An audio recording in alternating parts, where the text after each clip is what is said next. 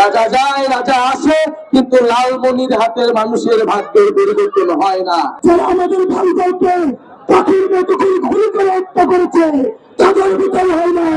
ওই শহীদ মিনারে এক দফার ঘোষণা 3 আগস্ট দিয়ে শেখ হাসিনার কাফিরে তারেক মেরেছিল।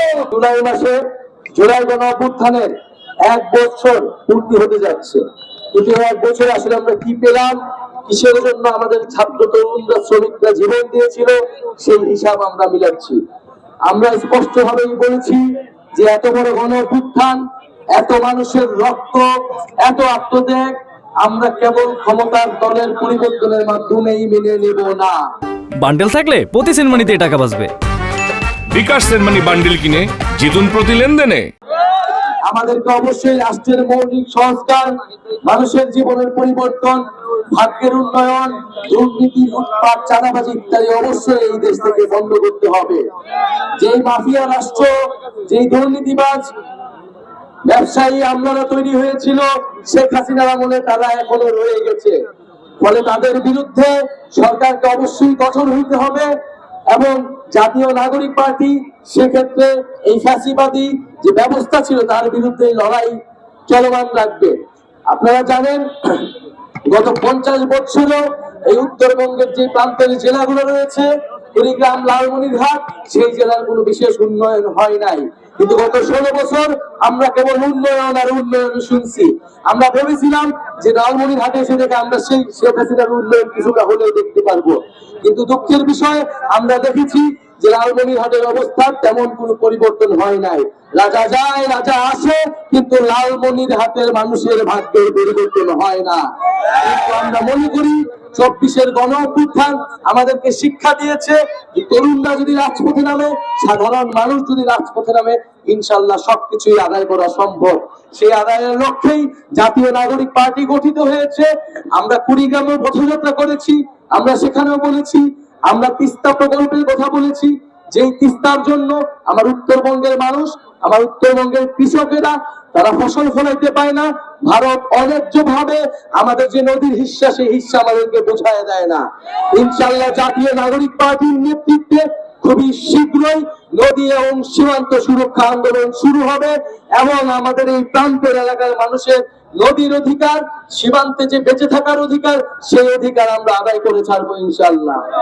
প্রিয় বন্ধুগণ, আমরা লালমনিরহাট সহ এই উত্তরবঙ্গের সব অঞ্চলেই যে আঞ্চলিক বৈষম্য, অর্থনৈতিক বৈষম্য, এখানকার শিক্ষা, স্বাস্থ্য এবং কাজের অধিকার আমরা নিশ্চিত করতে চাই। যোগাযোগ ব্যবস্থা থেকে শুরু করে তথ্য প্রযুক্তি, আজকে পুরো দুনিয়া জুড়ে তথ্য প্রযুক্তি দিয়ে, ইন্টারনেট দিয়ে আমরা সেই তরুণ প্রজন্মের জন্য তথ্য প্রযুক্তি এবং কর্মসংস্থান নিশ্চিত করতে চাই।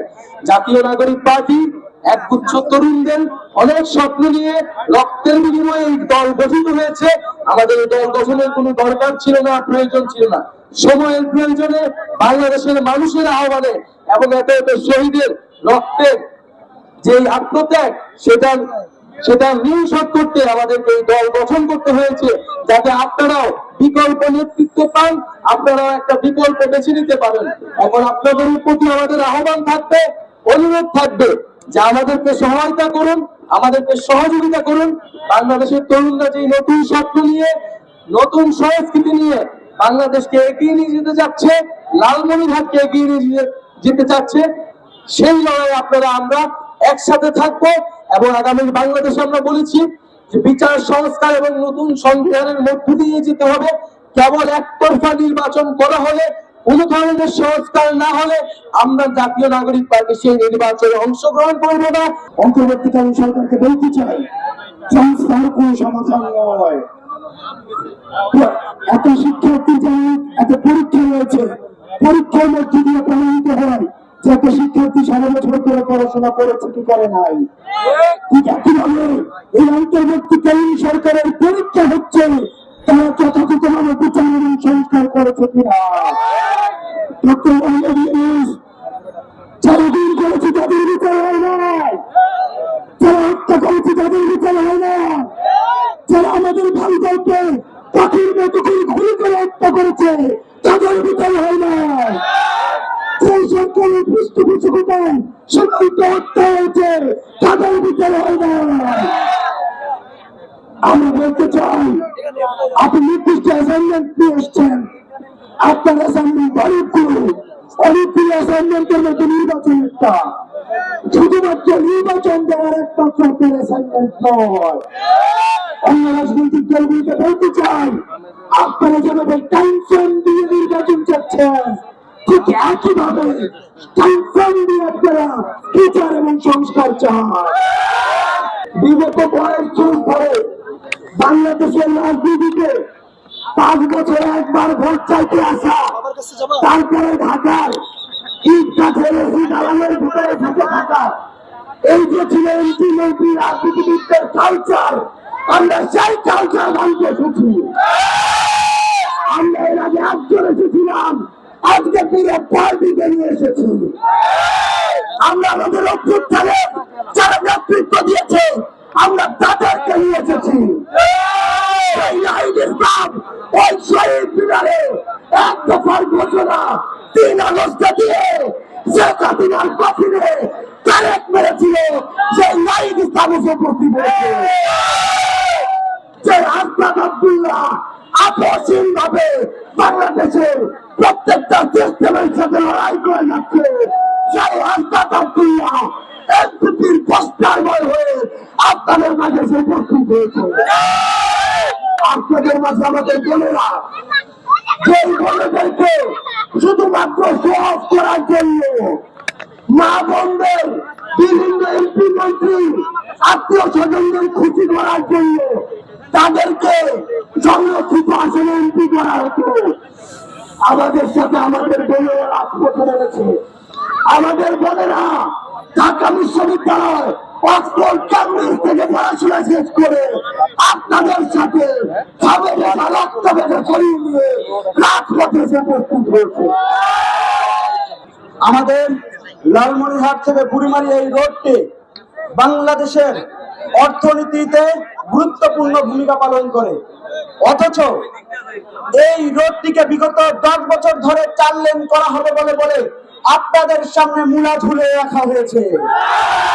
আমরা অনতিবিলম্বে বুড়িমারি টু লালমনিরহাটের এই রোডটিকে 4 লেনে উত্তোলন উন্নীত করার জন্য আহ্বান রাখছি এবং অন্তর্বর্তীকালীন সরকারের কাছে আহ্বান রাখছি, দাবি রাখছি, আমাদের পাটগ্রাম স্থল বন্দরকে এফিশিয়েন্ট করতে হবে। আপনারা জানেন আমাদের এই লালমনিরহাটে সাপের উপদ্রব রয়েছে। আমাদের 5টি উপজেলায় 5টি স্বাস্থ্য কমপ্লেক্স রয়েছে। সেই স্বাস্থ্য কমপ্লেক্স গুলোতে পর্যাপ্ত চিকিৎসা পাওয়া যায় না। আমাদের সাপ যদি কোনো আমাদের এলাকার ভাইদেরকে আঘাত করে, সেখানে অ্যান্টিভেনামের অভাবে তারা মারা যায়। এই দায়ভার লালমনিরহাটের সিভিল সার্জনকে নিতে হবে। এই দায়ভার লালমনিরহাট জেলা প্রশাসককে নিতে হবে। আমরা অনতিবিলম্বে এই লালমনিরহাটের 5টি স্বাস্থ্য কমপ্লেক্সে অ্যান্টিভেনাম সহ সকল চিকিৎসা সামগ্রী দিয়ে, সেখানে পর্যাপ্ত চিকিৎসক দিয়ে উপজেলাবাসীকে সুচিকিৎসা নিশ্চিত করতে হবে। আমরা যতদিন পর্যন্ত যারা মানুষের উপরে গুলি চালিয়েছিল, গুম করেছে, খুন করেছে, এই মুজিব ফ্যামিলির শেখ হাসিনা, শেখ রেহানা থেকে শুরু করে যারা গত 53 বছরে আপনাদের পকেটের টাকা লুটপাট করেছে, আপনাদের মেয়েদেরকে ধর্ষণ করেছে, নারীদেরকে রাতের বেলা উঠিয়ে নিয়ে গেছে, লালমনিরহাটে বৈষম্য করেছে, তাদেরকে আমরা বিচারের কাজ দাঁড় করাতে চাই। বাংলাদেশে নির্বাচনের কথা চলছে, কিন্তু শেখ হাসিনার যে বিচার হতে হবে এই বিষয়ে রাজনৈতিক দলগুলোতে কোনো বক্তব্য নেই। রাজনৈতিক দলগুলো পিছনের দরজা দিয়ে যদি শেখ হাসিনাকে কোনো নিরাপত্তা প্রদান করতে চায়, বাংলাদেশের তরুণ যুবা যেভাবে আগস্টের 5 তারিখে রাজপথে নেমে এসেছিল, আবার তারা রাজপথে নেমে এসে ইনশাআল্লাহ।